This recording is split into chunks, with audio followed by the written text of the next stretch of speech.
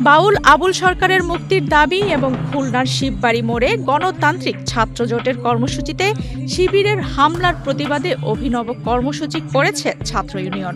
সবার জন্য গান শিরোনামে বাংলাদেশ ছাত্র ইউনিয়ন রাজশাহী মহানগর সংসদ আয়োজন করে একটি প্রতিবাদী সঙ্গীতানুষ্ঠান।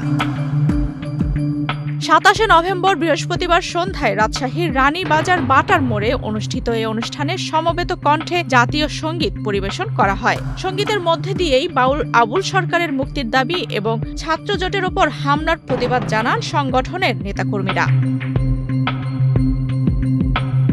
অনুষ্ঠানে উপস্থিত ছিলেন বাংলাদেশ ছাত্র ইউনিয়ন রাজশাহী মহানগর সংসদের আহ্বায়ক মীরা সুস্মিতা, যুগ্ম আহ্বায়ক সাদমান শামীম নিয়ন ও সাব্বির আহমেদ সাকিব এবং সদস্য আব্দুল্লাহ আলামিন।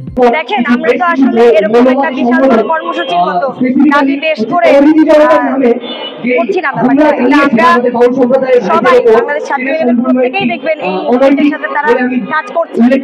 প্রাথমিক এই শিক্ষক বাণী এবং বাউল সম্প্রদায়ের উপরে যে হামলা, এগুলোর বিরুদ্ধে যাতে বিরুদ্ধে আমরা কাজ করছি। আমাদের দাবি, আমাদের আন্দোলন চলতেই থাকবে। আজকে একটা গানের অনুষ্ঠান হচ্ছে, গতকালকে একটা মানববন্ধন হয়েছে, আর আগেও একটি মানববন্ধন হয়েছে। খুলনা, ঠাকুরগাঁও, পঞ্চগড় সব জায়গায় আমাদের আন্দোলন চলবে। রাজশাহী ছাত্র ইউনিয়ন তাদের এই সাংস্কৃতিক চর্চা রক্ষার যে আন্দোলন এবং সংস্কৃতি রক্ষার যে আন্দোলন তা চালিয়ে যাবে।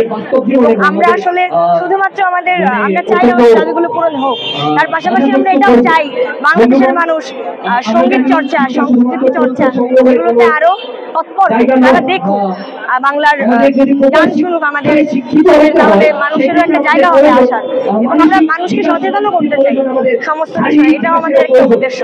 আমাদের দাবি না হলে আমাদের আন্দোলন পুনর্বহাল থাকবে। এই ধরনের প্রতীকী আন্দোলন বলেন, কর্মসূচি বড় কর্মসূচি বলেন, মানববন্ধন বলেন, আন্দোলন বলেন, সবই চলমান থাকবে এবং আমরা হয়তো আরো বড় পর্যায়ে এটাকে ধীরে ধীরে